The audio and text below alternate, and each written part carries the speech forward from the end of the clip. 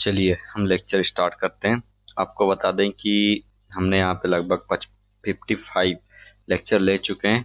ठीक है, लगभग एक वन हावर के, और वो हैं सिर्फ स्टेट एई, है ना, स्टेट एई पीएससी वगैरह के क्वेश्चन। ठीक है, स्टेट एई पीएससी के क्वेश्चंस हैं जो कि बहुत ज़्यादा इम्पोर्टेंट हैं। किसके किसके लिए? आपके जैसे कि जेई वगैरह की एग्जाम होती है उनके लिए बहुत ज़्यादा इम्पोर्टेंट है। ठीक है, समझ रहे हो? तो आपको जितना आप ना प्रीवियस ईयर क्वेश्चन लगाओगे उतना आपके लिए बेनिफिट होगा। समझ रहे हो बात को? तो हमने 55 लेक्चर सिर्फ पीएससी लेवल के। ठीक है, जैसे ये खत्म हो जाता है उसके बाद में हम कंप्लीट करने वाले हैं क्या? ईएससी के प्रीवियस ईयर। समझ रहे हो? ईएससी के प्रीवियस ईयर हम यहाँ पे स्टार्ट करने वाले हैं, राइट। चलिए, तो आपको तैयारी हमारे साथ में बने रहना है और एकदम भीड़ के तैयारी को जारी रखना है। ठीक है, चलिए, तो यहाँ पे 19 के पहले जितने क्वेश्चन थे वो हमने कंप्लीट कर चुके हैं पिछले लेक्चर में। आप पीछे जाके देख सकते हो। चलिए, तो स्टार्ट करते हैं हमारा यहाँ से क्वेश्चन। ठीक है, चलिए, तो 19 क्वेश्चन जरा चेक कीजिए यहाँ पे बोल क्या रहा है। ठीक है, 19 क्वेश्चन यहाँ पे बोल क्या रहा है जरा चेक करो। चलिए, क्वेश्चन 19 बोल रहा है यहाँ पे the normal stress and shear stress eight failure. ठीक है, नॉर्मल स्ट्रेस बोल तो सिग्मा। ठीक है, सिग्मा एन की वैल्यू आपको दे के रखी है 10 किलो पास्कल। ठीक है, 10 किलो पास्कल, और आपको 4 किलो पास्कल टाउ दे के रखा है ना, 4 किलो पास्कल। उसके बाद में चेक करो, then the angle of internal friction, then the angle of internal friction of the soil and the angle of angle of the inclination of the failure plane to the major principal plane R। ठीक है, तो इसमें आपका मैं यहाँ पे बता देता हूँ कि कैसे इसको निकालोगे। ठीक, सिंपल है। आपका फार्मूला यहाँ पे क्या लग जाएगा? ठीक है, फार्मूला आपका सिंपल क्या लग जाएगा यहाँ पे? आप एक तो दो तरीके से आप यहाँ निकाल सकते हो। ठीक है, कैसे?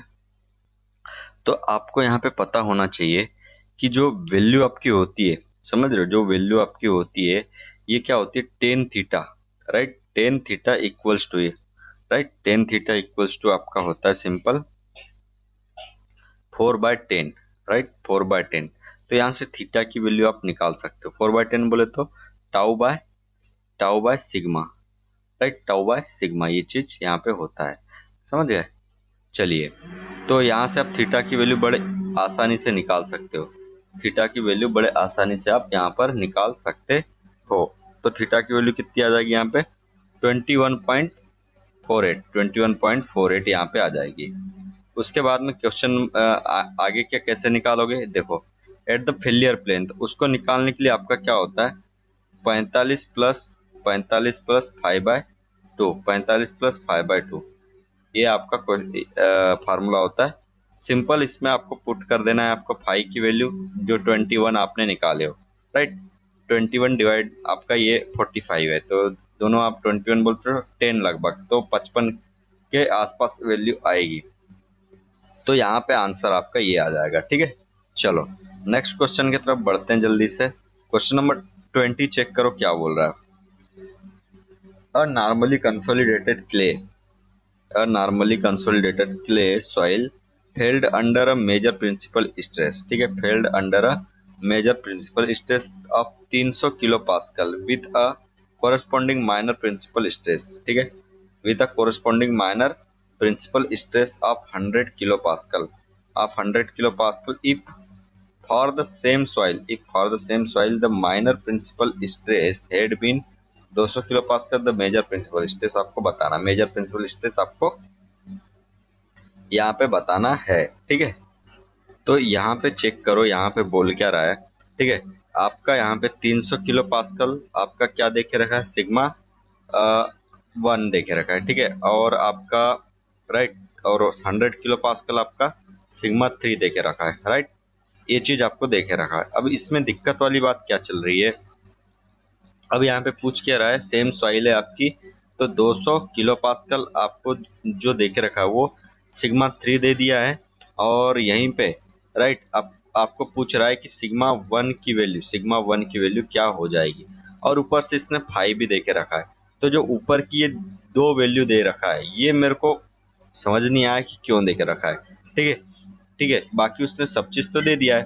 अब यहाँ पे फार्मूला आप लगाओगे तो कौन सा फार्मूला लगाओगे? सिंपल मैं बताता हूँ कौन सा फार्मूला लग जाएगा यहाँ पे। Simply sigma 1 equals to sigma 3 10 square 45 plus 5/2 है ना, 45 प्लस 5/2 ये फार्मूला लग गया, प्लस सी 10 आपका 45 प्लस 5/2 ये वाला फार्मूला लग जाएगा। सिंपल। अब इसमें देखो सी की वैल्यू नॉर्मली कंसोलिडेटेड के लिए बोल के रखा है उसने, राइट, नॉर्मली कंसोलिडेटेड के लिए बोल के रखा है, ये चेक करो, ये देखो। ठीक है, तो नॉर्मली कंसोलिडेटेड क्ले के लिए आपका एनसी, एनसी बोले तो नो सी है ना, नो सी मतलब सी की वैल्यू 0 रहता है, ये चीज ध्यान रखो। ठीक है, तो आपका ये वाली टर्म तो पूरी क्या हो गई? 0 हो गई, तो ये वाली टर्म तो आपकी हटेगी एक हिसाब से, बच गई आपकी सिंपल कौन सी टर्म? ये वाली। अब इसमें आपको हर एक वैल्यू उसने देके रखा है। ठीक है, सिग्मा 3 की वैल्यू देके रखा है, सिग्मा 3 की वैल्यू आपको 200 किलो पास्कल आपको देके ही रखा है, 10 स्क्वायर 45 और आपको 5 की वैल्यू भी देके रखा है 30, तो यहाँ पे हो गया 15, तो 10 स्क्वायर मतलब एक 60 आपका हो गया। तो सिंपल यहाँ से आप क्या निकाल लोगे? 210, ठीक है, 10 स्क्वायर 60, ठीक है, 10 60 की वैल्यू यहाँ पे पुट करके आप सिंपली आप इसको सॉल्व कर सॉरी सॉल्व कर सकते हो। तो यहाँ सॉरी यहाँ पे आपका 600 किलो पास्कल यहाँ पे निकल कर आ जाएगा, राइट। बस, तो ये चीज करनी थी, यहाँ पे कोई ज्यादा भारी वो नहीं था, सिंपल क्वेश्चन था। इसका आंसर आ गया आपका 600 किलो पास्कल। नेक्स्ट क्वेश्चन यहाँ पे चेक करो क्या बोल रहा है। ठीक है, नेक्स्ट क्वेश्चन यहाँ पे देखो, in a triaxial shear test, in a triaxial shear test conducted on a soil, ठीक है, sample is having cohesion of 12 kilo pascal, having cohesion of 12 kilo pascal, c की वैल्यू आपको देके रखा है 12 किलो पास्कल। नेक्स्ट आगे बात करो, and the angle of shearing resistance, ठीक है, शियरिंग रेजिस्टेंस मतलब फाई की वैल्यू देके रखा है 30 डिग्री, ठीक है, 36 डिग्री। उसके बाद में if the cell pressure, cell pressure मतलब सिग्मा 3 200 किलो पास्कल देके रखा है आपको। द डेविएटर स्ट्रेस आपको बताना है, ठीक है, डेविएटर स्ट्रेस, तो sigma 1 equals to sigma d plus sigma 3 ये चीज होती है, ये चीज होता है ना, तो आपको सिग्मा डी आपको बताना है, राइट। सिंपल, तो सबसे पहले यहाँ पे आप तो फार्मूला लगा दो। सबसे पहले फार्मूला लग जाएगा कौन सा वाला? देखो, sigma 1 equals to sigma 3 10 square 45, 10 square 45 plus 5/2, ठीक है, प्लस सी 10, ठीक है, 45 प्लस 5/2, ये चीज फार्मूला यहाँ पे लग जाएगा। ये फार्मूला लग चुका आपका, सिंपल वैल्यूज को पुट कर दो। सिग्मा 3 की वैल्यू आपकी 200 किलो पास्कल, राइट, 10 स्क्वायर यहाँ पे कितना हो गया? ये 10 स्क्वायर, राइट, 45 प्लस 5/2 36 आपको वैल्यू देके रखा है, प्लस सी की वैल्यू आपको कितना देके रखा है? 12 किलो पास्कल, ठीक है, 12 10, ठीक है, 45 प्लस 36 है ना, ये यहाँ पे 36 रख दो, 36 डिवाइडेड बाय 2, ये चीज यहाँ पे कहानी बन गई। सिग्मा 1 की वैल्यू यहाँ से इजीली आप निकाल लोगे, राइट। सिग्मा 1 की वैल्यू आपने निकाल लिया, कितनी आ गई सिग्मा 1 की वैल्यू? सिंपली यहाँ पे 2c होता है ना, सॉरी, यहाँ पे 2c होता है, यहाँ पे मल्टीप्लाई में 2 हो जाएगा, ठीक है, 2c ये चीज हो गया 2, यहाँ से आपकी वैल्यू आ गई कितनी? 817.5 किलो पास्कल, ठीक है, 5 किलो पास्कल, ये चीज आपकी यहाँ पे आ गई। अब यहाँ पे ध्यान देने वाली बात है आपकी, सिग्मा डी पूछ रहा है वो, तो सिग्मा 1 होता है sigma d plus sigma c, है ना, सिग्मा 3, और ठीक है, तो वैल्यू आपकी इधर है कितनी? 817.5। अब यहाँ पे चेक करो, सिग्मा डी की वैल्यू, सिग्मा 3 की वैल्यू आपको देके रखा है 200 किलो पास्कल, तो यहाँ से माइनस कर दोगे, ठीक है, 200 किलो पास्कल, तो यहाँ पे अल्टीमेट वैल्यू निकल जाएगी 600 कुछ, है ना, तो आपका आंसर आ जाएगा 617, राइट, 617 आपका यहाँ पे सिंपल आंसर आ गया। ऐसे आपको सॉल्व करना है। नेक्स्ट क्वेश्चन की तरफ चलते हैं। If a sample of clay has a cohesive strength of 80 kilo pascal, ठीक है, cohesive strength of 80 kilo pascal, right, and an angle of shearing resistance, an angle of shearing resistance of 10 degree, ठीक है। देखो, if a sample of a clay, if a sample of a clay has a cohesive strength of 80 kilo pascal, ठीक है, cohesive strength बोले तो सी की value इसने 80 kilo pascal दे के रखा है। एंगल ऑफ सीरिंग फाई की वैल्यू आपको 10 दे के रखा है। The shear strength of clay, ठीक है, at a normal state 100 kilo pascal, ठीक है। सिग्मा एन की वैल्यू उसने दे के रखा है कितना, 100 किलो पास्कल। फार्मूला आपको पता होना चाहिए, tau equals to c plus sigma n, ठीक है, सिग्मा एन 10 फाइव, ठीक है, ये आपका फार्मूला होता है। तो यहाँ पे आपका सिंपल वैल्यू पुट करना है। सिग्मा एन की वैल्यू दे के रखा है, सी की वैल्यू 80 दे के रखा है, प्लस सिग्मा एन की वैल्यू 100 दे के रखा है, और 10 यहाँ पे, ठीक है, 10 डिग्री, ये सारी चीज दे के रखा है। तो यहाँ से आप सिंपली निकाल लोगे कितना, तो यहाँ पे आंसर आ जाएगा आपका सिंपली 97 पॉइंट, ठीक है, 97.63, ये आपका आंसर आ गया। चलिए, तो ये हो गया आपका क्वेश्चन यहाँ पे। ठीक है, देखो इसी टॉपिक से कितने सारे क्वेश्चन पूछ लिया है। तो आपका जियोटेक ना वेरी वेरी इंपॉर्टेंट सब्जेक्ट है, ठीक है। तो हम यहाँ पे जियोटेक वगैरह और सारे सारे सब्जेक्ट के लेक्चर लेने वाले हैं। तो आपको हमारे साथ में बने रहना, सब कुछ फ्री ऑफ कॉस्ट है ना, कोई पैसे नहीं लगेगा। और आपको भाई कंटेंट में कोई कमी नहीं होगी। मेडी जी के टीचर्स है ना, जो मेडी टीचर होते हैं, है ना, उन उनके समान आपका कंटेंट यहाँ पे मैं प्रोवाइड करूंगा, नो, ठीक है। तो आपको टेंशन नहीं लेना है, हमारे साथ में जुड़े रहना है और देखते रहना है हमारा चैनल। चलिए, वीडियो देखते रहो, फॉलो करते रहो, आपको हर चीज मिलेगा, राइट। चलिए, नेक्स्ट क्वेश्चन चलते हैं। Drainage is not permitted during application of cell pressure, ठीक है। Drainage is not permitted during application of cell pressure before application of deviator stress, ठीक है। चलिए, बहुत अच्छा क्वेश्चन पूछा है। ड्रेनेज आपका परमिटेड नहीं है, ड्रेनेज आपका परमिटेड नहीं है मतलब अनड्रेन्ड केस है, ठीक है, अनड्रेन्ड केस है। उसके बाद में बोलता है permitted during application of cell pressure before application of deviator stress. तो इसका आपका क्या हो जाएगा, अनड्रेन आपका अनड्रेन कंडीशन है, तो अनड्रेन है तो अनकंसोलिडेट, कंसोलिडेट तो होगा नहीं, ठीक है, right. Before before application of deviator stress, before application of deviator stress, ठीक है। बिफोर एप्लीकेशन मतलब आपका डेविएटर स्ट्रेस से पहले, डेविएटर स्ट्रेस से पहले आपका अनड्रेन्ड कंडीशन है, राइट। तो इसमें क्या हो जाएगा, देखो इसका आंसर क्या हो जाएगा, सिंपली डी हो जाएगा। क्यों, देखो क्या हुआ है यहाँ पे कि उनने ड्रेनेज प्रोवाइड किए ही नहीं है, ड्रेनेज प्रोवाइड किए ही नहीं, तो परमिट किए ही नहीं, तो आपका अनड्रेन्ड केस हो गया। जब अनड्रेन्ड ही केस हो गया तो आपका कंसोलिडेट तो होएगा ही नहीं। तो इसमें देखो अनड्रेन्ड तो है बट कंसोलिडेटेड है, जबकि कंसोलिडेशन होगा ही नहीं। फिर उसके बाद में ये तो होगा ही नहीं किसी भी सिरे से, तो आपका पहला वाला ऑप्शन हो जाएगा, ठीक है। तो आप सोच सकते हो क्वेश्चन कैसे भी बन सकते हैं, तो आपको हर चीज कंप्लीट होना चाहिए आपका, राइट। चलिए नेक्स्ट क्वेश्चन की तरफ चलते हैं। चलिए, नेक्स्ट क्वेश्चन बोल रहा है फॉर अ बीम, आपको बीम दी हुई है, bending moment at section 11 and section 22 respectively, ठीक है। 11 और 22 पे आपको बेंडिंग मोमेंट बताना है कि कितना होगा, ठीक है। ये जो है ये यूडीएल है, एक तरीके से ये है आपका यूडीएल, ठीक है, सिंपल है, कोई दिक्कत नहीं है। ओवरहैंग आपका केस है, आपको यहाँ पे बेंडिंग मोमेंट और यहाँ पे बेंडिंग मोमेंट बताना है, कैसे सॉल्व करोगे, ठीक। चलिए, ठीक है, तो सिंपल आपका देखो इसमें करना क्या है, ये जो सारी कहानी इसने देखे रखा है, सिर्फ स्टूडेंट को बेवकूफ बनाने के लिए सारी कहानी यहाँ पे देखे रखा है, ठीक है। तो यहाँ पे करना क्या है आपको, सिंपल आपको करना क्या है, कुछ नहीं। देखो बेंडिंग मोमेंट एक्चुअली में सम ऑफ, ठीक है, sum of moment of all forces to the right और लेफ्ट ऑफ दैट सेक्शन, ठीक है। तो यहाँ पे चेक करो, सबसे पहली चीज टू के जस्ट राइट में देखो कोई फोर्स है ही नहीं, यहाँ पे कहाँ फोर्स है ही नहीं है फोर्स, तो इसमें आपका जीरो हो जाएगा, राइट। इसमें सिंपल क्या हो जाएगा आपका जीरो, समझ रहे हो, जीरो हो जाएगा। और 11 की बात करते हैं, 11 में आप चेक करना, 11 के जस्ट राइट में 3000 न्यूटन पर मीटर आपका मोमेंट होगा। और ये क्या होगा, देखो आपका इस तरीके से, इस तरीके से है ना, इस तरीके से मोमेंट हो रहा है यहाँ पे, तो एक तरीके से क्या सेगिंग आएगा, ठीक है, सेगिंग। तो आपका आंसर हो जाएगा यहाँ पे सिंपली, इसका आंसर हो जाएगा डी, राइट। चलिए नेक्स्ट क्वेश्चन चेक करते हैं आगे। डक्टिलिटी डिपेंड्स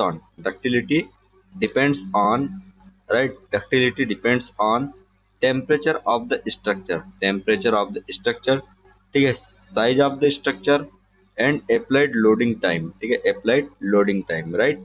डक्टिलिटी किस किस पे डिपेंड करेगा? टेम्परेचर पे, ठीक है, टेम्परेचर ऑफ स्ट्रक्चर पे, साइज ऑफ स्ट्रक्चर पे एंड अप्लाइड लोडिंग।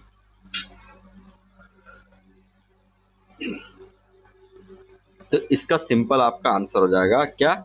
यहाँ पे बी, ठीक है, बी पे, मतलब कि 1 and 2, राइट, 1 and 2 टेम्परेचर पे and size of the structure, right, size of the structure पे यहाँ पे ये चीज होगी, ठीक है। चलिए अप्लाइड लोडिंग पे, अप्लाइड लोडिंग आप टाइम पे इस पे डिपेंड नहीं करेगा, राइट। चलो नेक्स्ट क्वेश्चन की तरफ बढ़ते हैं। For a beam having cross section S T, है ना, for a beam having cross section S T, ठीक है, which is a correct statement, right. चलिए, shear stress variation is parabolic below neutral axis and, देखो T section है आपका, इस तरीके से टी सेक्शन है, राइट। शियर स्ट्रेस डिस्ट्रीब्यूशन कैसे होएगा इसका, ठीक है, थोड़ा सा इसको मैं हटाता हूं इधर, हाँ, ठीक है, और यहां से यूं, ठीक है, इस तरीके से आपका इसका डिस्ट्रीब्यूशन होता है, राइट। तो यहाँ पे चेक करो, shear stress variation is parabolic below neutral axis, and normal stress is linear, below neutral axis. Shear stress variation is linear and normal stress parabolic below neutral axis. Both shear stress and आपका normal stresses are linear along the cross section. Both shear stress and normal stresses are parabolic along the cross section. Answer क्या हो जाएगा इसका? Simple, ठीक है। तो इसका answer आपका, अच्छा सॉरी यार, मैंने आई सेक्शन के लिए बना दिया, सॉरी, है ना, ये टी सेक्शन के लिए ऐसे नहीं, है ना, टी सेक्शन के लिए यहाँ पे ये हो जाएगा, राइट, ऐसा आई सेक्शन के लिए बन गया था, ठीक है, दिमाग में आई सेक्शन चल रहा था ना, इस वजह से। और यहाँ पे ये हो जाएगा, देखो, ठीक है, इस तरीके से, और यहाँ से यूं हो जाएगा, ठीक, ये हो जाएगा आपका, राइट। चलिए, तो इसका आपका आंसर हो जाएगा सिंपल, ठीक है, ए वाला। Shear stress variation is a parabolic below neutral axis, right, below neutral axis, और आपका सिंपल आपका न्यूट्रल, ठीक है, and normal stress is linearly below neutral axis, ठीक है। ये सारी कहानी आपकी यहाँ पे हो जाएगी, राइट। चलिए, तो ये आपका ए आपका यहाँ पे आंसर हो गया। नेक्स्ट क्वेश्चन चेक करते हैं जल्दी से। नेक्स्ट क्वेश्चन यहाँ पे बोल रहा है the ratio of modulus of rigidity and modulus elasticity, ठीक है, modulus of rigidity and modulus of elasticity for any elastic isotropic material, ठीक है। जी बाय ई का रेशियो पूछ रहा है। ये निकालने के लिए आपको करना क्या पड़ेगा? सिंपल, देखो ई इक्वल्स टू, है ना, सॉरी, ठीक है, तो यहाँ पे आपको निकालने के लिए क्या करना पड़ेगा? ई इक्वल्स टू आपका 2g 1 प्लस म्यू, राइट। चलिए, तो ये आपका रिलेशनशिप हो गया यहाँ पे, ठीक है, ये फार्मूला आपको याद रखना है, E equals to 2g 1 plus mu, ठीक है। इसकी ट्रिक भी आपको मैंने बता के रखा है, ठीक है। क्या क्या ट्रिक थी इसकी? 2g 1 उपम, ठीक है, ये चीज। तो E डिवाइडेड बाय g हो जाएगा यहाँ पे सिंपली, ठीक है, 2 1 प्लस म्यू, ठीक है, ये चीज यहाँ पर हो गया। अब यहाँ पे एक बात है आपकी कि भाई ये चीज तो, अच्छा, अब यहाँ पे इसने रेशियो पूछा है, किसका? जी बाय ई का रेशियो पूछा है, राइट।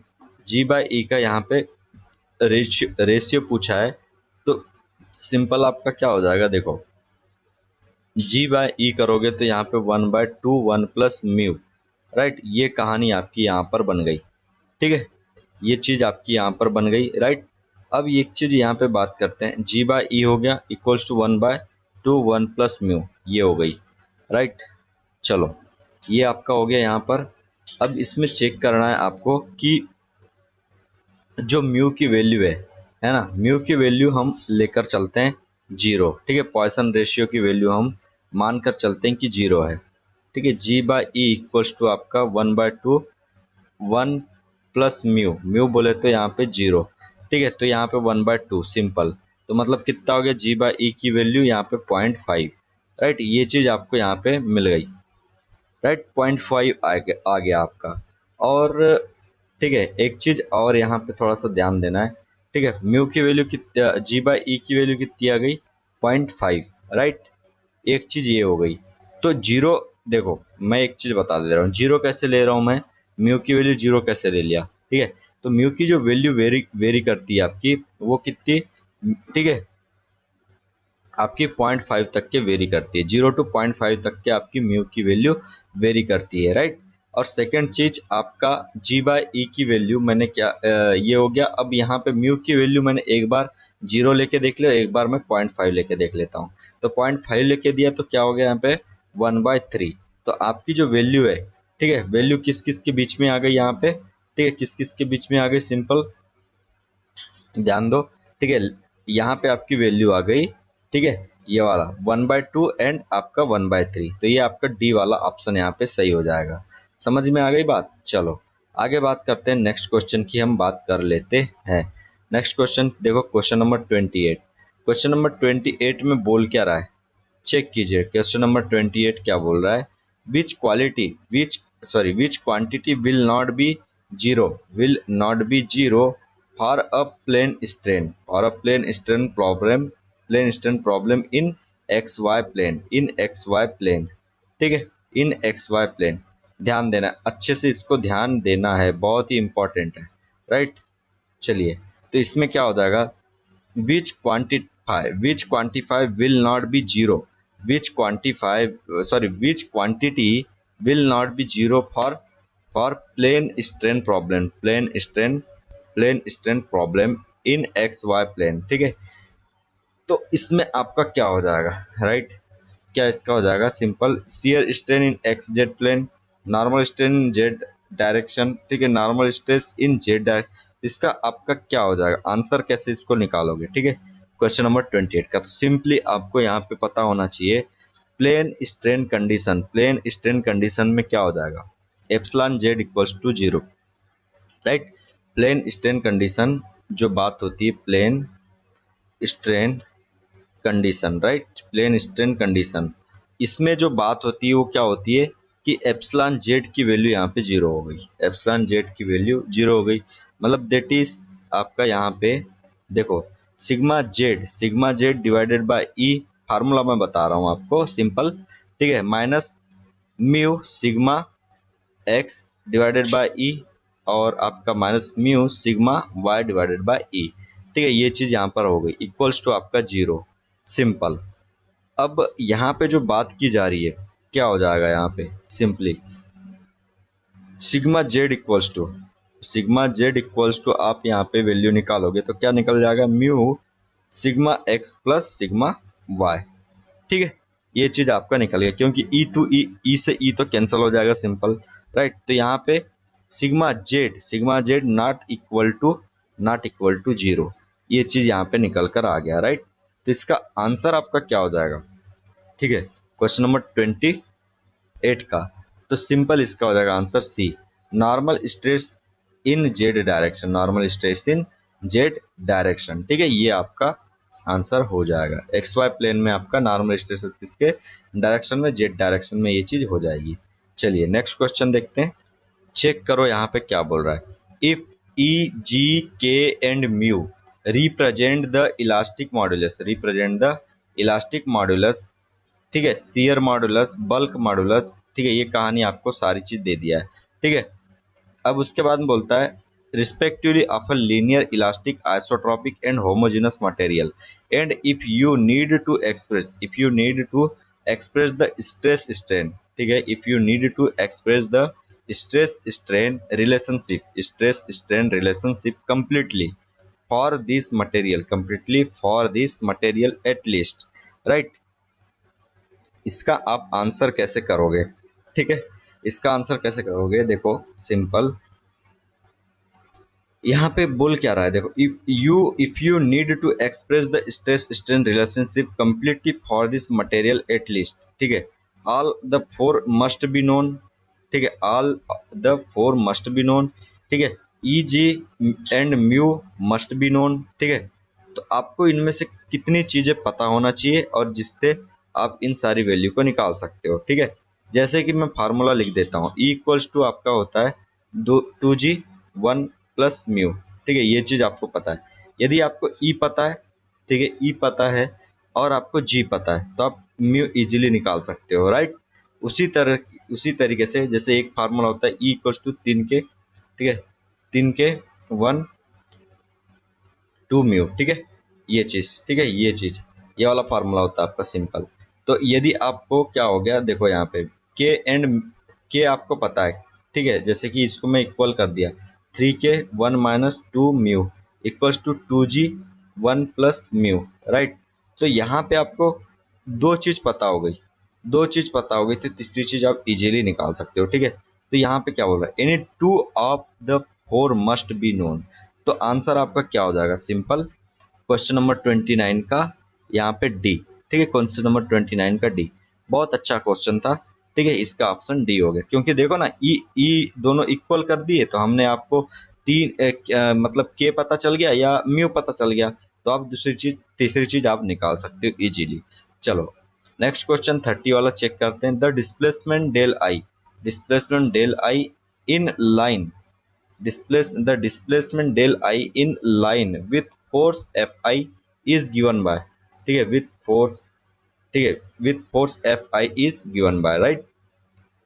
इसका आंसर कैसे करोगे, राइट। डिस्प्लेसमेंट डेल आई है in line with force Fi is given by, right. तो इसमें हो जाएगा first derivative of total energy, with respect to Fi।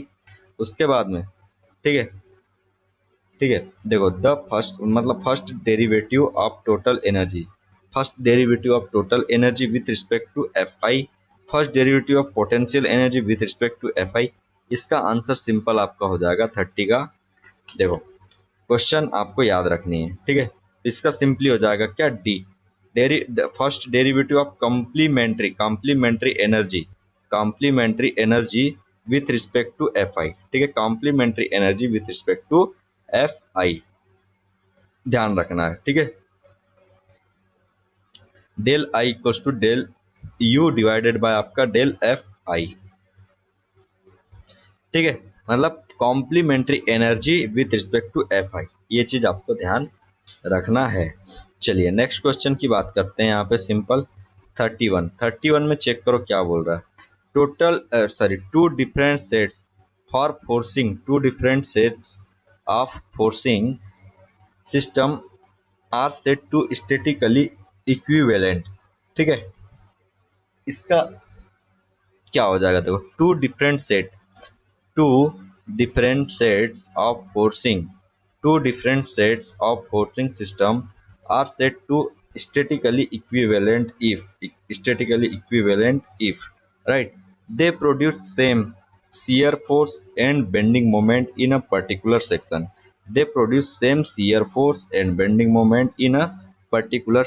Right. They require same set of external forces to reduce each system to equilibrium, right. इसमें क्या हो जाएगा, simply question number 31 में, right, question number 31 में आपका क्या हो जाएगा, सिंपल, ठीक है। देखो the basic idea behind two equivalent force system is that they are equivalent if they result in the same resultant force and the same resultant moment, ठीक है। also the reaction forces produced in both the cases must be same, ठीक है। तो 31 का यहाँ पे simply ए हो जाएगा, right. They produce same shear force and bending moment in a particular section. Same shear force and bending moment in a particular section. ठीक है। They produce same shear force and bending moment in a particular section, right? ये चीज ध्यान रखना है। Two different set of forcing system are said to be statically equivalent. इसका मतलब क्या हो जाएगा कि आपका shear force and bending moment दोनों क्या हो गए आपके, दोनों हो गए आपके यहाँ पे सेम हो जाएंगे पर्टिकुलर सेक्शन में, राइट। चलो नेक्स्ट क्वेश्चन देखते हैं यहाँ पे 31। ठीक है, मतलब ए मतलब यहाँ पे 1 and 2 हो जाएगा, राइट। 1 and 2, 1 and 2 बोले तो सेकंड में क्या बोलता है, they require same set of external forces to reduce each system of equilibrium, इस सिस्टम ऑफ इक्विलिब्रियम, राइट। ये चीज कहानी यहाँ पे थी। नेक्स्ट क्वेश्चन देखो क्या बोल रहा है 32 में यहाँ पे बोल रहा है आपका an external force of 1 Newton is applied on a block on the block, ठीक है, 1 kg is shown in figure, the magnitude of the friction, magnitude of friction Fs, right. तो यहाँ पे सिंपल आपको क्या करना है, सॉल्व करना है, कुछ नहीं है, सिंपल ही आपका यहाँ पे वैल्यू है। तो इसको निकालने के लिए आप क्या करोगे, सिंपल देखो क्या हो जाएगा कि, ठीक है, इसमें क्या हो जाएगा, जो frictional force is given as minimum of applied force, ठीक है, मिनिमम इज अप्लाइड फोर्स। तो यहाँ पे क्या हो जाता है देखो, एफ एस इक्वल्स टू आपका सिंपली हो जाता है minimum, right, minimum, right, minimum 1 Newton, minimum 1 Newton है ना यहाँ पे, देखो ये 1 न्यूटन, राइट। और आपका 0.3 मल्टीप्लाई, ठीक है, 0.3 मल्टीप्लाई इंटू 1 मल्टीप्लाई इंटू 10, ठीक है, इसका आ जाएगा यहाँ पे 3 न्यूटन, बट हमको मिनिमम चाहिए मतलब 1 न्यूटन, तो यहाँ पे आंसर हो गया आपका डी। चलिए क्वेश्चन नंबर 33 की बात करते हैं, क्या बोल रहा है 33 में, चेक करना है आपको 33 सिंपली देखो। 33, a deformable body is under the action of external forces, ठीक है, a deformable body is under the action of external forces, the external forces satisfy the following condition with respect to an inertial frame, ठीक है, inertial frame, right. इसमें आपका क्या हो जाएगा, simple इसको आप कैसे सॉल्व करोगे, ठीक है, इसको आप कैसे सॉल्व करोगे, सिंपल देखो, ध्यान दो यहाँ पे, राइट। देखो, a deformable body is under the action of external forces satisfy the following conditions with respect to an inertial frame, right? Summation Fy equals to 0, summation Ri into Fi equals to 0, this condition are, ठीक है, ये सारी कहानी है। तो 33 का simple क्या हो जाएगा यहाँ पे, 33 का आपका क्या हो जाएगा देखो, ऑप्शन क्या बोल रहा है, necessary and not sufficient for equilibrium, necessary and not sufficient for equilibrium, right. देखो अब इसको समझो थोड़ा सा, right. A deformable body is under the action of external force, एक आपकी डिफॉर्मेबल बॉडी है जो कि एक्सटर्नल फोर्सेस पे लगे हुए हैं। The external forces satisfy the following condition, the external forces satisfy the following condition with respect to an inertial frame, with respect to an inertial frame, right। ये सारी कहानी आपको ये दो चीज दे के रखा है। तो इसमें क्या हो जाएगा, for equilibrium of deformable body we need minimum 3 equilibrium condition, अपने को कम से कम 3 इक्विलिब्रियम कंडीशन चाहिए, राइट। 3 इक्विलिब्रियम कंडीशन आपको चाहिए ही चाहिए, जो जैसे कि फर्स्ट है आपकी summation F X equals to 0, summation F Y equals to 0 and आपका समीशन एफ जेड मतलब सॉरी एम जेड, ठीक है, M2 मतलब एम जेड इक्वल्स टू 0, ये चीज आपको चाहिए ही चाहिए। Hence the given 2 equation are necessary for equilibrium but not sufficient, ये सफिशिएंट नहीं है, अपने को 3 चाहिए, ठीक है, तो आपका यहाँ पे ए हो जाएगा। चलिए नेक्स्ट क्वेश्चन की बात करते हैं 34 चेक करो क्या बोल रहा है यहाँ पे, अच्छा क्वेश्चन है, ठीक है, ये क्वेश्चन आपका घूमते रहता है, आपको फार्मूला लगाना रहता है, ठीक है। A material yield under the following state of plane, ठीक है, स्ट्रेस प्लेन स्ट्रेस, ठीक है, सोन इन फिगर, ये आपको सब चीज दे दिया, और as per von Mises criteria the yield stress of the material, von Mises criteria क्या है ये आपकी फेलियर थ्योरी ऑफ फेलियर में जो आपका यूज किया जाता है, फेलियर ऑफ थ्योरी में जो आपका यूज किया जाता है वही आपकी थ्योरी है, वॉन माइसेस थ्योरी। Right right. तो वॉन माइसेस थ्योरी का फार्मूला सबसे पहले आपको पता होना चाहिए क्या होता है। तो वॉन माइसेस आपका जो आपकी एक तरीके से थ्योरी होती है वो क्या होती है, देखो। राइट, ये आपकी थ्योरी होती है क्या, चेक कीजिए आप सिंपल 1/2 1/2, राइट, 1/2, ठीक है, आपका सिग्मा 1 माइनस सिग्मा 2 का whole square, right, plus sigma 2 minus sigma 3 का होल स्क्वायर, प्लस आपका सिग्मा 3 माइनस सिग्मा 1 का होल स्क्वायर, ठीक है, पूरा पूरा यहाँ पे आपका हो जाएगा, ठीक है, is less than F Y का स्क्वायर डिवाइड में आपका एफ ओ एस, ठीक है। ये आपकी ओन माइसिस की इक्वेशन होती है, ठीक है, ओन माइसिस। अब इसमें एक चीज याद रखो, अब कई बंदे करेंगे क्या कि ये 50 और आपका ये 10 इसको रख देंगे सीधे इसमें और आपका आंसर निकाल देंगे, जो कि सबसे गलत है, ठीक है, जबकि यहाँ पे टाउ भी देके रखा है। तो यहाँ पे सिग्मा 1 एंड सिग्मा 2 दोनों निकालना पड़ेगा, प्रिंसिपल स्ट्रेसेस आपके निकालने पड़ेंगे, ठीक है।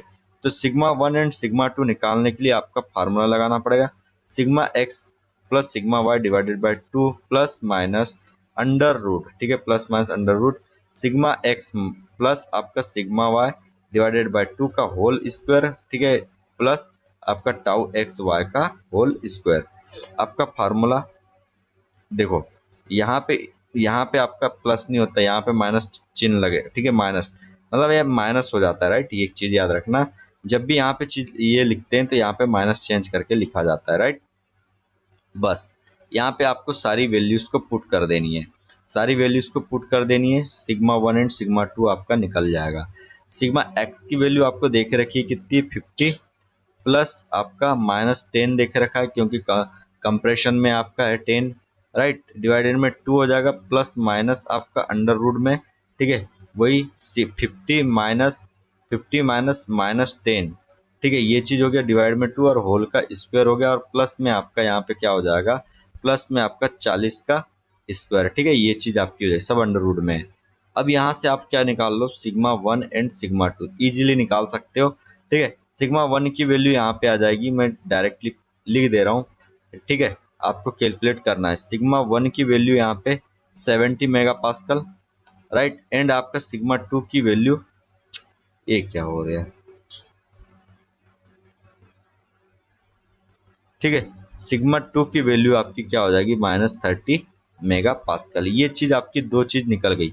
अब इसको ओन माइसिस इक्वेशन में आपको पुट करनी है सिंपली, राइट। चलिए तो इसको पुट कर देते हैं, क्या हो जाएगा देखो।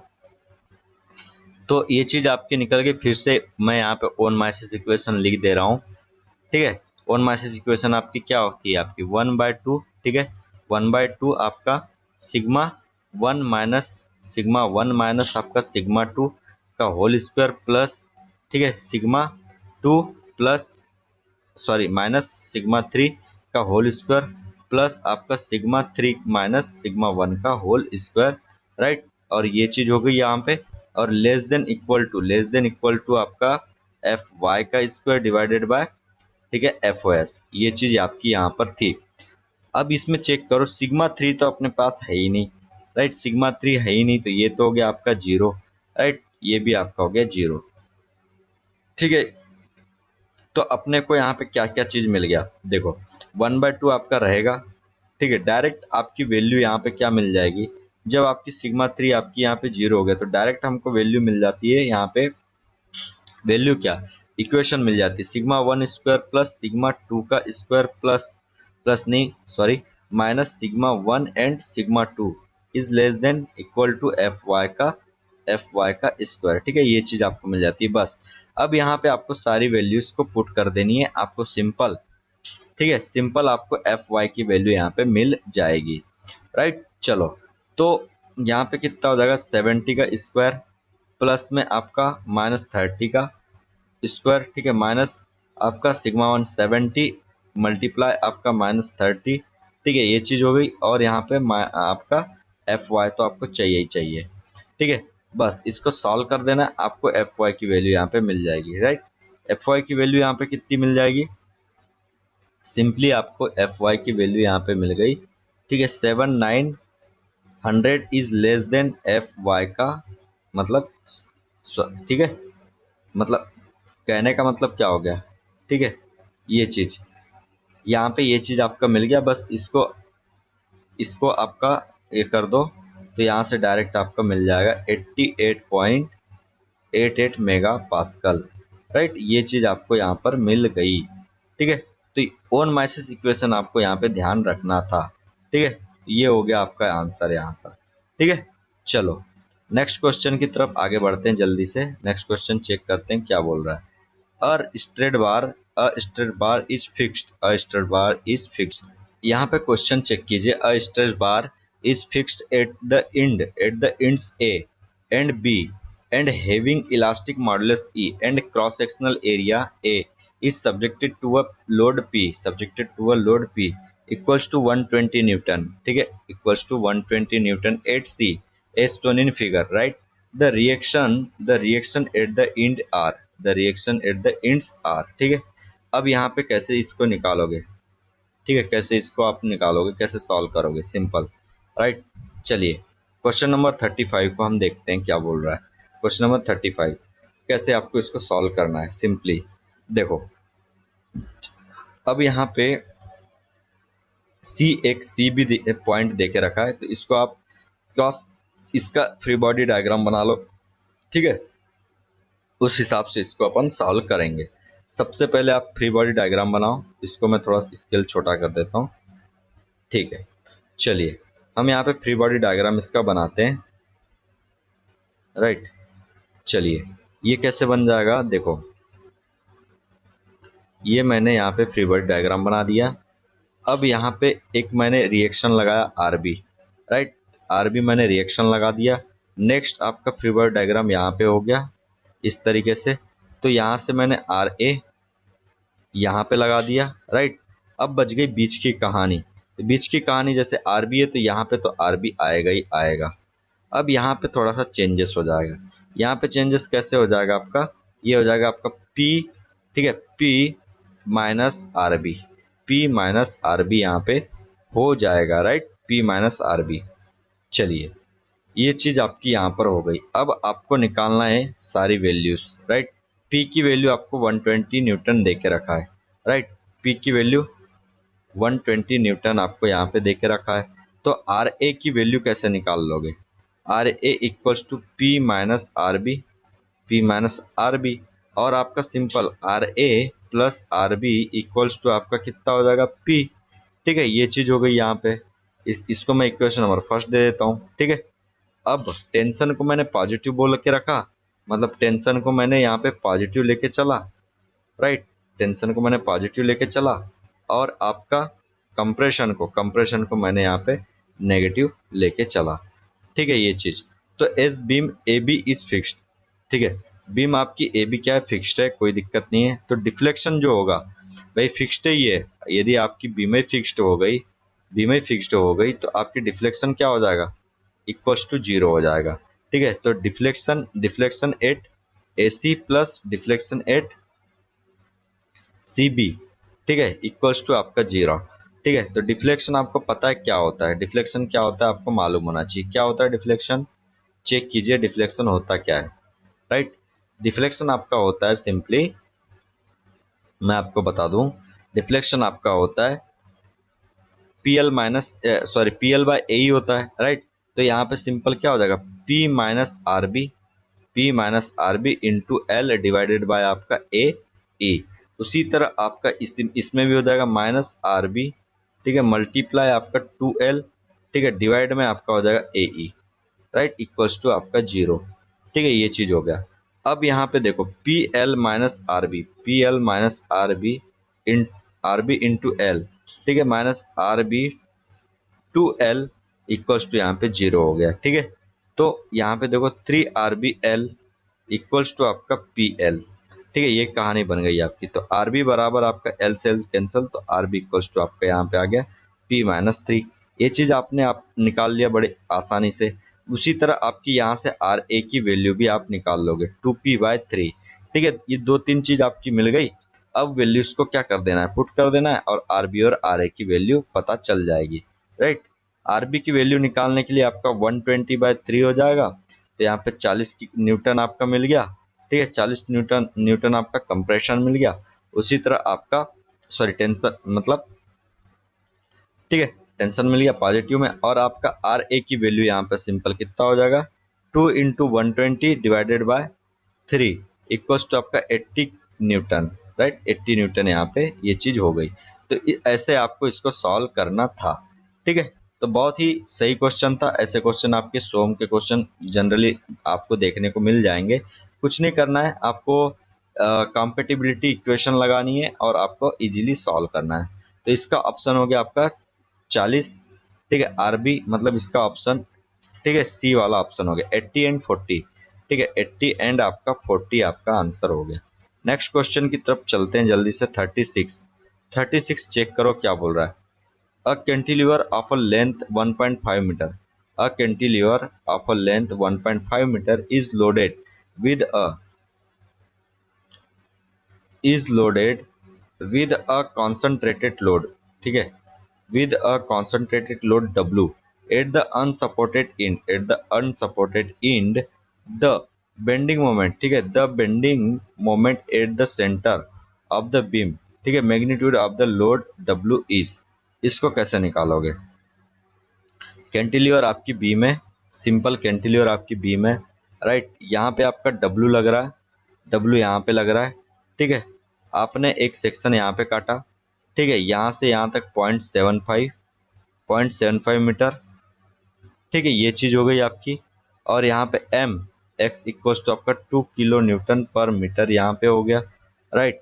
एम एक्स की वैल्यू यहाँ पे कैसे निकाल लोगे, ठीक है, ये हो जाएगा आपका कितना, W इंटू एक्स यहाँ पे हो जाएगा, और एम एक्स इक्वल्स टू आपका 2 किलो न्यूटन मीटर दे के ही रखा है, ठीक है, ये चीज आपको दे के रखा है।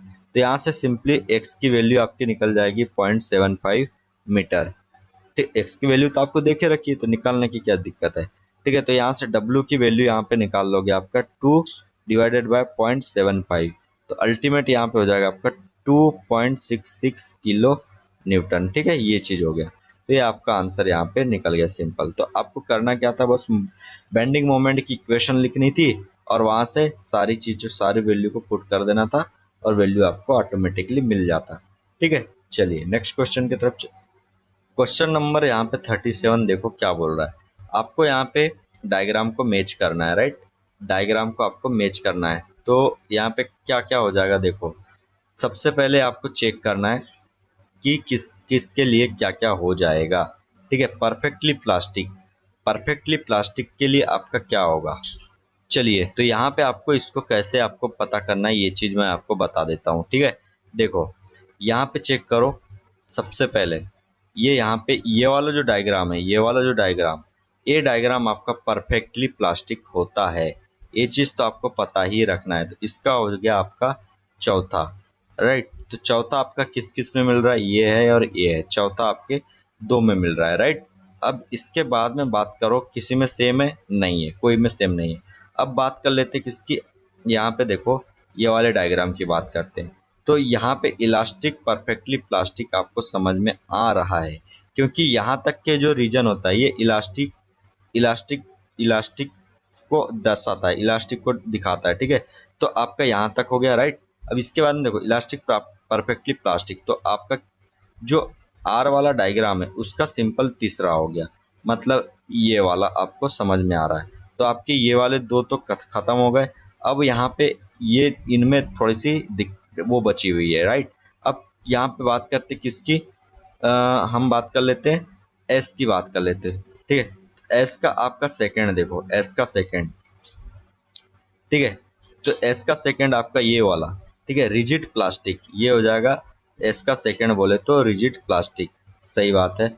ये वाला रिजिड क्यों, क्योंकि यहाँ तक जो आ रहा है ये पूरी तरह रिजिड है, ठीक है, पूरी तरह रिजिड है। देन उसके बाद में पूरा प्लास्टिक हो गया, ठीक है। चलिए उसके बाद में क्यू का फर्स्ट चेक करो, क्यू का फर्स्ट, राइट। क्यू का फर्स्ट बोले तो इलास्टिक प्लास्टिक, ठीक है। मतलब यहाँ तक गया फिर उसके बाद में इधर गया, तो एक तरीके से ये हो गया इलास्टिक प्लास्टिक। ठीक है, ये चीज आपको ध्यान रखना है। अच्छा, ये जो परफेक्टली प्लास्टिक वाली बात है, ये देखो मैंने यहाँ पे इसको इस तरीके से यहाँ पे पेक कर दिया इस डायग्राम को, तो यहाँ पे ये पी की तरह बन रहा होगा आपका। ठीक है, ये इस तरीके से पी की तरह यहाँ पे बन रहा है, तो पी फॉर परफेक्टली प्लास्टिक। ठीक है, ये चीज आपको यहाँ पे ध्यान रख लेनी है। ठीक है, चलो, तो इसका ऑप्शन आ गया आपका बी, राइट, इसका ऑप्शन बी हो गया। ठीक है, चलो आगे बढ़ते हैं। तो यहाँ पे क्वेश्चन देखो 38 है ना, 38 वाला। ठीक है, ये सारा यहाँ पे आपको दे के रखा है चेंज, ये जो सी है आपका क्या है, change in rate of change of super radial acceleration. ठीक है, ये चीज change of rate of acceleration, right. ये जो फार्मूले आपके दिए दिए हुए हैं, ये क्या क्या फार्मूले देखो, c equals to 65 plus v by 75, ये आपका सारा फार्मूला यहाँ पे दे के रखा है। जबकि जबकि ये फार्मूले पूरे के पूरे गलत हैं। ठीक है, ये क्वेश्चन फार्मूला ही गलत दे दिया, ऑप्शन ही गलत दे दिया, राइट। फार्मूला आपका होता क्या है, सिंपल आपका फार्मूला होता है यहाँ पे 80 डिवाइडेड बाय 75 प्लस वी, ये आपका फार्मूला होता है 80 divided by 75 plus V, right. ये चीज समझ गए बात को। चलिए, ये आपका फार्मूला होता है, इसने फार्मूला यहाँ पे गलत देके रखा है। ठीक है, चलिए, तो ये था आपका 38 का। आपको ध्यान रखना है फार्मूला आपको गलत नहीं करना है। ठीक है, और आपका जो ये सी की जो यूनिट होती है वो क्या होती है, मीटर पर सेकेंड क्यूब, मीटर पर सेकेंड क्यूब, ये चीज हो जाती है। नेक्स्ट क्वेश्चन देखो 39 का। अब four lane divided highway, four lane divided highway with each carriageway being 7 metre wide is to be constructed in a zone of high rainfall. In this stretch, the highway has longitudinal slope 3% and is provided a camber of 2%. What is the hydraulic gradient? Hydraulic gradient on this highway in the stretch. ठीक है, in this stretch। तो इसमें simple हो जाएगा 39 का आपका। देखो क्या बात की जा रही है यहाँ पे, चेक कीजिए। ठीक है, केम्बर इज द ट्रांसवर्स, देखो केम्बर जो होता है आपका क्या होता है, camber is the transverse slope provided. ठीक है, camber is the transverse slope provided. ठीक है, यहाँ पे चेक करो, camber is the transverse slope provided to the road. ठीक है, transverse slope provided to the road, right. अब इसके बाद में जो ग्रेडियंट होता है, ग्रेडियंट क्या होता है, gradient is the slope provided to the surface. ठीक है, केम्बर एक क्या होता है, ट्रांसवर्स स्लोप होता है, transverse slope provided to the road. और आपका ग्रेडियंट क्या होता है, is a slope provided to the surface of the road in the longitudinal direction for vertical alignment, right. ये चीज अब इसने पूछा क्या है यहाँ पे, अब इसने यहाँ पे पूछ के रखा है हाइड्रोलिक ग्रेडियंट। ठीक है, हाइड्रोलिक आपका हाइड्रोलिक ग्रेडियंट यहाँ पे पूछ के रखा है। ठीक है, हाइड्रोलिक ग्रेडियंट इक्वल्स टू क्या हो जाएगा, सिंपल हाइड्रोलिक ग्रेडियंट आपका हो जाएगा लॉन्गिट्यूडनल ग्रेडियंट। ठीक है, लॉन्गिट्यूडनल ग्रेडियंट आपका हाइड्रोलिक ग्रेडियंट हो जाएगा। ठीक है, ठीक है, लॉन्गिट्यूडनल ग्रेडियंट आपका ही आपका क्या हो जाएगा, हाइड्रोलिक ग्रेडियंट, मतलब 3% ही आपका आंसर यहाँ पे हो जाएगा।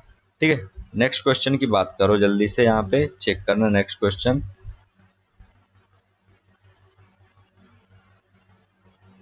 चलिए, ये 3% आपका यहाँ पर हो गया।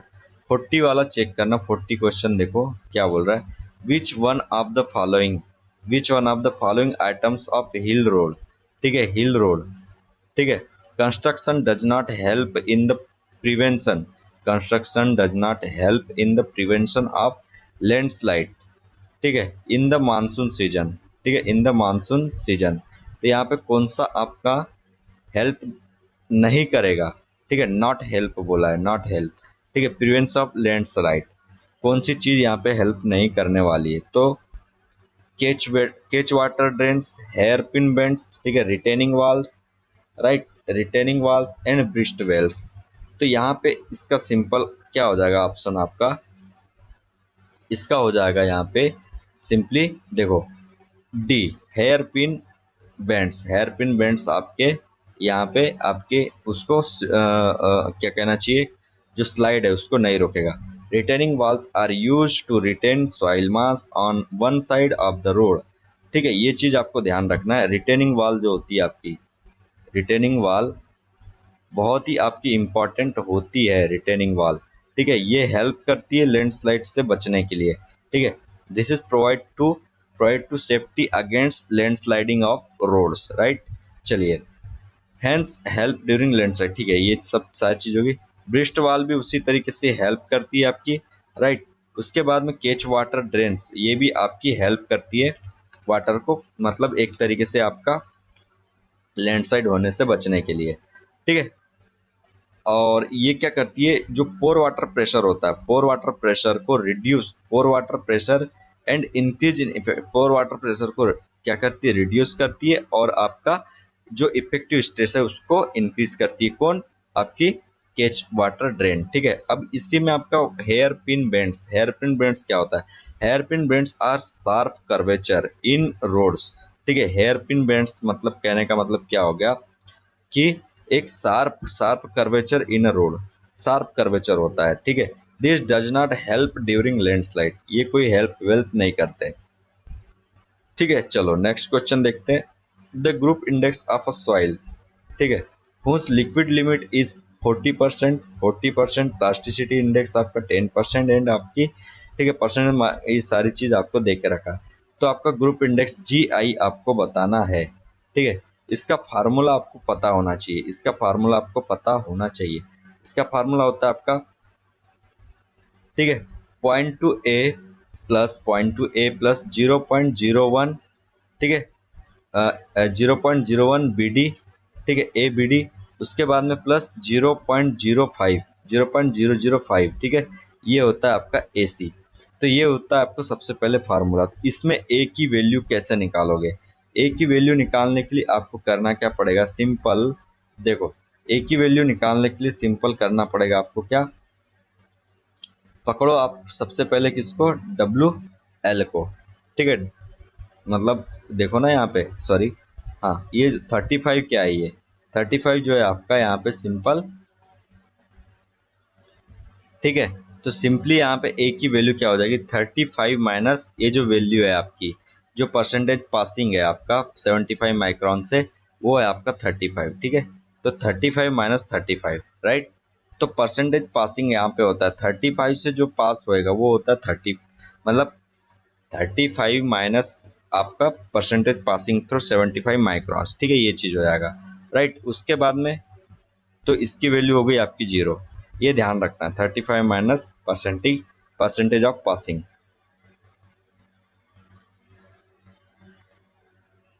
बी की वैल्यू यहाँ पे देखो 35 माइनस, ठीक है, डब्ल्यू, ठीक है, यहाँ पे देखो बी की वैल्यू 35 माइनस आपका 15, ये चीज हो जाएगा। ठीक है, इक्वल्स टू आपका यहाँ पे हो जाएगा कितना, 20, राइट, ये चीज हो गया। समझ में आ रही बात। तो 35 आपका ये चीज यहाँ पे हो गई। उसके बाद में चेक करते हैं आगे, सी इक्वल्स टू यहाँ पे हो जाएगा 40 माइनस 40 माइनस 40 बोले तो ये देखो, ठीक है, 40, WL minus WN minus 40 equals to यहाँ पे 0 हो गया। और यहाँ पे D इक्वल्स टू आपका सिंपली 10 माइनस 10 हो गया आपका 0। तो बहुत सारी चीज तो यहाँ पे 0 हो गया, सब चीज 0 ही हो गई। तो यहाँ पे आंसर हो गया आपका सिंपली 0, राइट। बात समझ में आ गया, ठीक है। तो यहाँ पे वैल्यू ही आपकी 0 हो गई। नेक्स्ट क्वेश्चन की तरफ बढ़ते हैं। क्वेश्चन नंबर यहाँ पे 60, ठीक है, 42 देखो क्या बोल रहा है। The aggregates required for 1 kilometre length of water bound macadam per metre width and for 1 centimetre thickness. ठीक है, तो आपको बताना एग्रीगेट की एग्रीगेट रिक्वायरमेंट आपको बतानी है for 1 kilometre length. 1 kilometre length के लिए आपको एग्रीगेट बताना है वाटर बाउंड मैकेडम रोड के लिए। ठीक है, तो इसका कैसे, आपका 1 सेंटीमीटर थिकनेस है, कैसे इसको सॉल्व कर दोगे, कैसे इसको कैसी आप वैल्यू यहाँ पे बताओगे। ठीक है, सिंपल। आपको करना क्या पड़ेगा, चेक करो तो इसको सॉल्व करो। इसको यहाँ पे क्या हो जाएगा, एग्रीगेट रिक्वायरमेंट, ठीक है। एग्रीगेट रिक्वायरमेंट क्या होता है, देखो यहाँ पे 1.2 metre cube for 1 metre M Q of water bound macadam. Aggregate की रिक्वायरमेंट जो होती है, ठीक है, एग्रीगेट रिक्वायरमेंट जो होती है वो कितनी होती है आपकी, वहाँ पे 1.2 M Q for 1.2 M Q for 1 M Q water bound macadam, ठीक है। इतने एम क्यू की जरूरत होती है एक M Q of water bound macadam में एग्रीगेट की, ठीक है। चलो आगे बात करते हैं। सबसे पहले वॉल्यूम ऑफ रोड निकालो, वॉल्यूम ऑफ रोड, ठीक है। वॉल्यूम ऑफ रोड निकाल लो। क्या करोगे यहाँ पे 1000 मीटर मल्टीप्लाई बाय 1 मीटर, ठीक है, मल्टीप्लाई बाय 1 बाय, ठीक है, 100 मीटर, ठीक है। तो ये स्पेशली आपका यहाँ पे 10 एम क्यू यहाँ से निकल कर आ गया। फिर उसके बाद में एग्रीगेट रिक्वायरमेंट, एग्रीगेट रिक्वायरमेंट आप निकालना है। एग्रीगेट रिक्वायरमेंट तो क्या हो जाएगा, देखो एग्रीगेट रिक्वायरमेंट, इसको निकालने के लिए आपको करना क्या पड़ेगा, 1.2 इंटू, ठीक है, 1.2 into 12 M, sorry 1.2 into 10 M Q, right. तो सिंपली यहाँ से आपका निकल कर आ जाएगा। देखो यहाँ से वैल्यू आपकी कितनी आ गई थी, ठीक है, ये 10 एम क्यू आ गया। यहाँ से आपका 10 एम क्यू आ गया ना, सिंपल 10 एम क्यू आ गया, राइट, ठीक है। मतलब 10 एम क्यू यहाँ से निकल कर आ गया था। तो 10 एम 1.2 इंटू 10 एम क्यू कर दिए थे, यहाँ पे 12 एम क्यू यहाँ पे आंसर आ गया आपका, राइट। तो सिंपल ही था, कुछ नहीं था। 1.2 एम क्यू आपका एक इसमें लगता है, तो आपका सिंपली आपने उसके हिसाब से आपने वॉल्यूम ऑफ रोड निकाल के सीधे उससे मल्टीप्लाई कर दिए, ठीक है, ठीक है। वॉल्यूम ऑफ जितना वॉल्यूम आ गया उसमें आपका 1.2 से मल्टीप्लाई कर दिए। वॉल्यूम तो आप इजीली निकाल ही सकते हो, ठीक है, क्योंकि 1 किलोमीटर की रोड थी तो हजार मीटर हो गया, और 1 मीटर आपकी विड्थ, ठीक है, पर मीटर विड्थ, ठीक है, वन मीटर आपकी विड्थ, और आपका थिकनेस आपकी सेंटीमीटर में थी, तो 1/100 कर दिए, वॉल्यूम निकल गया 10 एम क्यू, और आपका volume of road 10 M q आ गया, और 1.2 से मल्टीप्लाई कर दिए, सिंपल। नेक्स्ट क्वेश्चन देखो यहाँ पे 43, as far as serviceability criteria is concern, ठीक है, is concern if the maximum deflection, if the maximum deflection of each of the flexural member, ठीक है, deflection of each of the flexural member span 5 meter and overall depth 500 mm is less than, ठीक है, is less than, then it may not be required, then it may not be required to check the recovery of deflection, ठीक है, recovery of deflection, right। तो इसके लिए आपको क्या करना पड़ेगा, सिंपली आपको निकालना पड़ेगा वैल्यू। देखो सॉल्व करना पड़ेगा, क्या हो जाएगा, यहाँ पे आपको देखे रखा है स्पान, स्पान देखे रखा है 5 मीटर, राइट। स्पान आपको देखे रखा है कितना, 5 मीटर। देखो as far as serviceability criteria is concern, ठीक है, serviceability criteria is concern if the maximum deflection of each, ठीक है, of each of the flexural member, each of the flexural members, right. Span आपका 5 metre and overall depth आपका 500 mm दे के रखा है। Is less then, ठीक है, is less then, ठीक है, रिकवरी ऑफ डिफ्लेक्शन। इसको निकालने के लिए सिंपली आप करोगे क्या, देखो स्पान आपको देखे रखा है तो इसको आपने mm में कर दिया तो कितना हो गया, 5000 mm हो गया, कोई दिक्कत नहीं है। उसके बाद में आपका डेप्थ आपको देखे रखा है, डेप्थ सिंपल डेप्थ आपको यहाँ पे देके रखा है कितना, 500 mm, राइट, 500 mm डेप्थ देके रखा है। स्पान बाय डेप्थ की वैल्यू क्या हो जाएगी, span by depth, span by depth की वैल्यू हो जाएगी यहाँ पे सिंपली 10, ठीक है, स्पान बाय डेप्थ की वैल्यू 10 हो जाएगी, राइट। आपको पता होना चाहिए कि maximum deflection permitted, maximum deflection permitted, तो इसके लिए कितना हो जाता है, ठीक है, maximum deflection, deflection permitted, right. तो इसमें इसके लिए आपका हो जाएगा कितना, span divided bye, span divided by 250, ठीक है, स्पान डिवाइडेड 250 इक्वल्स टू आपका 20 mm, राइट। ये चीज हो जाएगा, span divided by 250 equals to 20 mm, right. ये आपकी यहाँ पे कहानी बन जाएगी। नेक्स्ट देखो, नेक्स्ट क्या बोल रहा है फिर, ठीक है। 20 mm आपने यहाँ पर निकाल दिया। अब देखो, no check for recovery of deflection is required for maximum deflection is less than 2 mm, ठीक है। 20 तो 2 mm लेस देन आपका 2 mm हो जाएगा, ठीक है। इस तरीके से इसको ध्यान देना है। नेक्स्ट क्वेश्चन में देखो, अ बीम सेल बी, ठीक है, deemed, right, a beam shall be deemed to be a deep beam, ठीक है। a beam shall be deemed to be a deep beam when the ratio of effective span to overall depth is less than, ठीक है। ये सारी कहानी होगी for simply supported beam and cantilever beam respectively, ठीक। तो सिंपल 44 का आपका यहाँ पे क्या हो जाएगा, सिंपली कुछ नहीं है इसमें, इसका आंसर हो जाएगा आपका सी, ठीक है। 2 and 2.5, राइट, 2 and 2.5 effective span to overall जो डेप्थ है, ठीक है, वो कितना हो जाएगा, ratio of effective span to overall depth is less than 2, ठीक है, एंड आपका 2.5, 2 and 2.5 simply supported beam and cantilever beam के लिए आपका हो जाएगा, ठीक है। 2, राइट, 2 and 2.5 ये चीज हो जाएगा। चलिए आगे बात करते हैं जल्दी से। क्वेश्चन नंबर 45 चेक करो क्या बोल रहा है। Shear failure at section, shear failure at sections of beam, shear failures at sections of beam without shear reinforcement normally, ठीक है, normally occur on plane inclined at an angle, ठीक है। देखो शियर फेलियर बोल रहा है ना, shear failure at section of a beam without shear reinforcement normally occur at the plane, इसका आपका सिंपल आंसर हो जाएगा बी।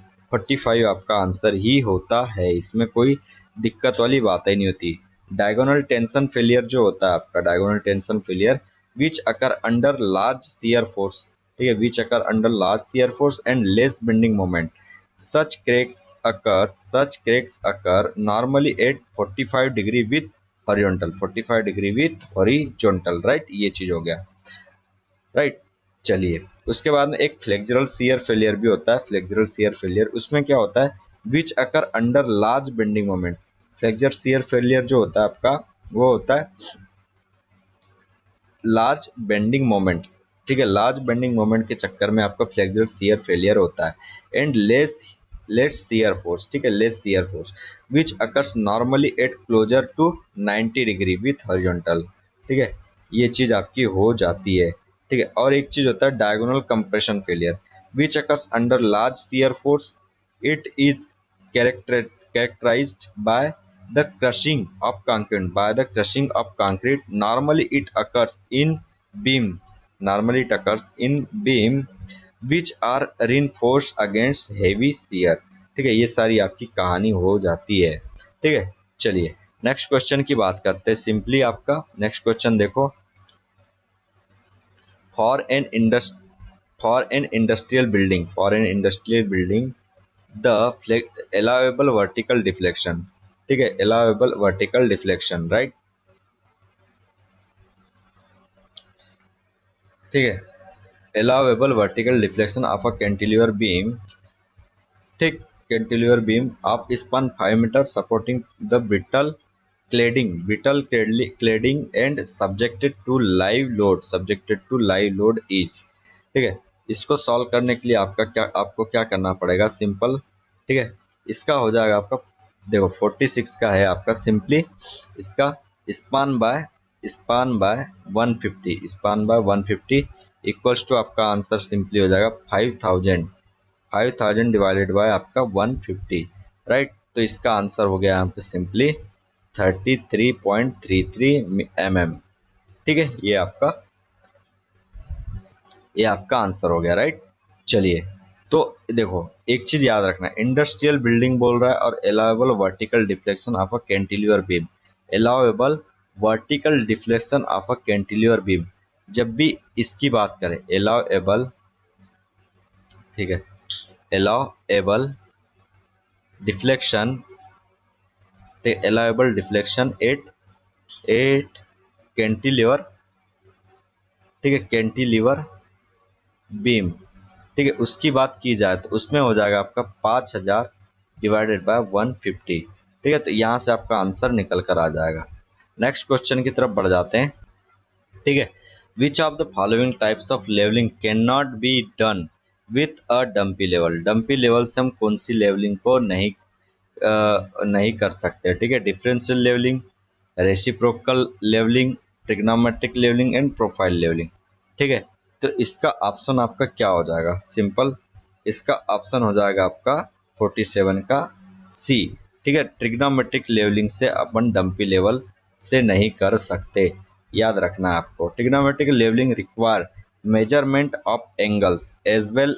ठीक है, समझ रहे हो, जो ट्रिग्नोमेट्री में आपको थीटा की भी जरूरत पड़ेगी, थीटा की भी जरूरत पड़ेगी ट्रिग्नोमेट्रिक लेवलिंग में। ठीक है, ये चीज हो गया, right. Dumpy level can not measure angles. ठीक है, hence we have to use theodolite. Rest of the leveling can be done with dumpy level as they require only vertical heading. ठीक है, वर्टिकल रीडिंग। ठीक है, ये चीज हो गया। चलो, ठीक है, आपको ध्यान रखना। 48 देखो यहाँ पे क्या बोल रहा है, 48, राइट, 48 क्या बोल रहा है यहाँ पे, सिंपल, हाँ, अ बबल, अ बबल, अरे यार ये क्या हो रहा है, a bubble tube with divisions, ठीक है, अप 2 mm विद, ठीक है, 2 mm, right, and radius of 10 metre has the sensitivity of about, right, sensitivity आपको बताना है, सेंसिटिविटी आपको बताना है बबल ट्यूब की। इसको निकालने के लिए आपके पास में फार्मूला होना चाहिए, सेंसिटिविटी का को पता करने के लिए फार्मूला याद होना चाहिए। क्या है फार्मूला आपका, अल्फा इक्वल्स टू, ठीक है, एल आर, ठीक है, मल्टीप्लाई में आपका 206, ठीक है, मतलब 20 62 65, 20 62 65, ठीक है, लर 20 62 65, ऐसे याद रख लें, अल्फा लर 20 62 65, राइट। तो यहाँ पे वैल्यूज को पुट कर देनी है। एल की वैल्यू आपको 2 दे के रखा है, एम में दे के रखा है, ठीक है, डिवाइड में आपका आर की वैल्यू कितनी दे के रखा है, 10, ठीक है, मीटर में 10 मीटर, तो इसको में चेंज कर देंगे, 10⁻³ में हो गया, और मल्टीप्लाई में 20 62 65, 20 62 65, ठीक है। तो क्वेश्चन आपका किसी भी टॉपिक से कहीं से भी बन जाएगा, तो आपको हर चीज के लिए प्रिपेयर रहना पड़ेगा। ठीक है, इसका आंसर हो गया आपका सिंपली 41.25 डिग्री। ठीक है, ये चीज आपका आंसर यहाँ पे हो गया। नेक्स्ट क्वेश्चन देखो, यहाँ पे सिंपली नेक्स्ट क्वेश्चन देख लेते हैं क्या बोल रहा है। 49 चेक करो क्या बोल रहा है यहाँ पे, which of the following statement is correct. ठीक है, which of the following statement is correct. ठीक है, क्या स्टेटमेंट बोल रहा है, close contour with higher values inward represent a depression. ठीक है, the contour lines crossing a valley, ठीक है, crossing a valley have higher values on the convex side. ठीक है, profile levelling is done for determining the contours, profile levelling is done determining the contours. फिर उसके बाद में check करते हैं, the horizontal and vertical scales in a longitudinal section are generally equal. ठीक है, तो इसका आपका आंसर क्या हो जाएगा, 49 का सिंपल। तो 49 का यहाँ पे क्या हो जाएगा, द कंटूर लाइन्स, ठीक है, ये वाला आंसर, ठीक है, ये वाला आंसर होगा, the contour lines crossing a valley, ठीक है, the contour lines crossing a valley have higher values on the convex side. ठीक है, have higher values on the convex side, ये चीज आपको ध्यान रखना है। और बाकी पूरी कहानी देखते हैं, close contour with higher values inside represent a hill. ठीक है, डिप्रेशन को नहीं दिखाता, ये दिखाता है यदि आपकी वैल्यू, ठीक है, contour with higher values inside represent, यदि इनसाइड में आपका हाई वैल्यू रही कंटूर की, तो वो किसको प्रेजेंट करेगा, हिल को। ठीक है, हिल को प्रेजेंट करेगा। ठीक है, हिल को प्रेजेंट करेगा यदि इनसाइड में आपकी हाई वैल्यू रही तो। नेक्स्ट, कंटूर लाइंस, ठीक है, contour line crossing a valley have higher values on the convex side, ये तो आपका सही है। उसके बाद में profile levelling is generally done for highway and road alignment.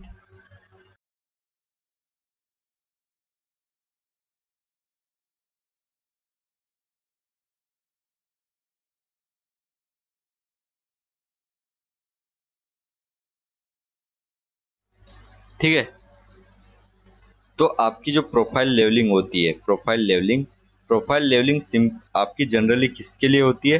Road alignment and highways के लिए आपकी होती है। ठीक है, तीसरी चीज आपकी horizontal and vertical scales in a longitudinal section are generally different. ठीक है, ये जनरली डिफरेंट होते हैं। ठीक है, इक्वल नहीं होते, लॉन्गिट्यूडनल सेक्शन में जनरली डिफरेंट होते हैं। इसका आंसर हो गया आपका बी। नेक्स्ट क्वेश्चन चेक करना है यहाँ पे 50। तो 50 में क्या बोल रहा है? द प्रोसेस, ठीक है, the process of determining the plotted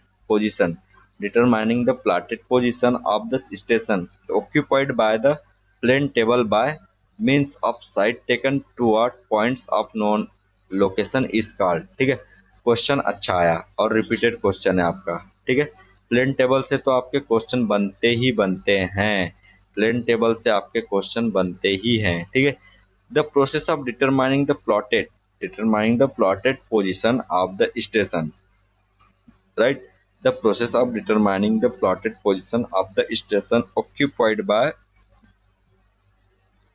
plane table by means site taken towards point of known location is called। तो इसका ऑप्शन सिंपली क्या हो जाएगा? ए, रिसेक्शन। ठीक है, रिसेक्शन आपका आंसर यहाँ पे हो जाएगा। ठीक है, site taken towards points of known location is called resection. ठीक है, आपका रिसेक्शन यहाँ पे आंसर हो जाएगा, याद रखना है। ठीक है, अच्छा क्वेश्चन था। चलिए, तो हमारे 50 क्वेश्चन यहाँ पे कंप्लीट होते हैं। ठीक है, तो इसके बाद में हम कंटिन्यू करेंगे नेक्स्ट लेक्चर में, तो हमारे साथ में देखते रहिए। ठीक है, हमारा चैनल और सब्सक्राइब कीजिए, वीडियो को लाइक कीजिए, शेयर कीजिए। और हम यहाँ पे स्टेट ए के जैसे खत्म हो जाएंगे, उसके बाद में ईएससी के क्वेश्चन यहाँ पे लेकर आने वाले हैं, तो बने रहिए हमारे साथ में। ठीक है, जिससे कि आपकी तैयारी भी बहुत अच्छे से होने पाए। चलिए, थैंक यू फॉर वॉचिंग, मिलते हैं नेक्स्ट लेक्चर में।